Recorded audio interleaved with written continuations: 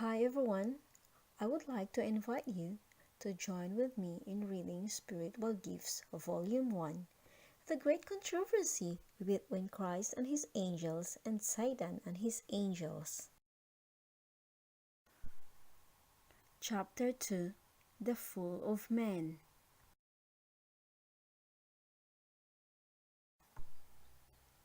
I saw that the holy angels often visited the garden and gave instruction to Adam and Eve concerning their employment, and also taught them concerning the rebellion of Satan and his fall. The angels warned them of Satan and cautioned them not to separate from each other in their employment, for they might be brought in contact with this fallen fool.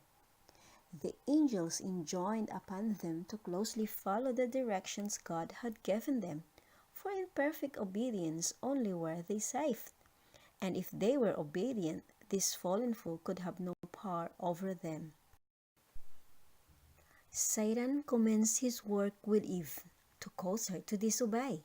She first erred in wandering from her husband, next in lingering around the forbidden tree, and next in listening to the voice of the tempter, and even daring to doubt what God had said. In the day that thou eatest thereof thou shalt surely die. She thought perhaps it does not mean just as the Lord said.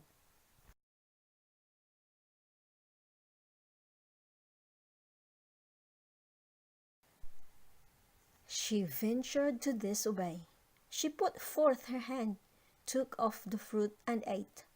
It was pleasing to the eye and pleasant to the taste. She was jealous that God had withheld from them what was really for their good. She offered the fruit to her husband, thereby tempting him. She related to Adam all that the serpent had said and expressed her astonishment that he had the power of speech.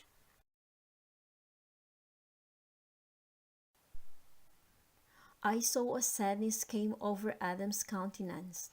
He appeared afraid and astonished. A struggle appeared to be going on in his mind. He felt sure that this was the fool which they had been warned against, and that his wife must die. They must be separated.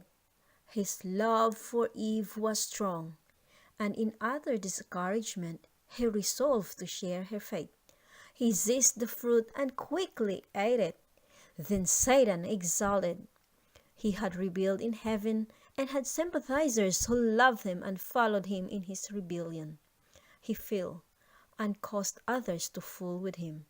And he had now tempted the woman to distrust God, to inquire into his wisdom, and to seek to penetrate his all-wise plans. Satan knew the woman would not fall alone. Adam, through his love for Eve, disobeyed the command of God and fell with her.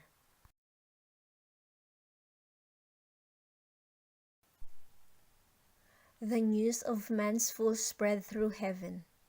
Every harp was hushed. The angels cast their crowns from their heads in sorrow. All heaven was in agitation. A council was held to decide what must be done with the guilty pair. The angels feared that they would put forth the hand and eat of the tree of life and be immortal sinners. But God said that He would drive the transgressors from the garden. Angels were commissioned immediately to guard the way of the tree of life. It had been Satan's studied plan that Adam and Eve should disobey God, receive his frown, and then be led on to partake of the tree of life, that they might live forever in sin and disobedience, and thus in be immortalized.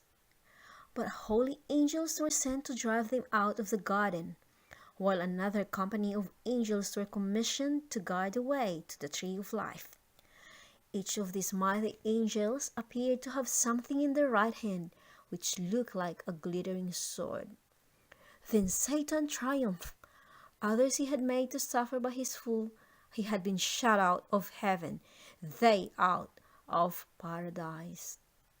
The end of chapter 2.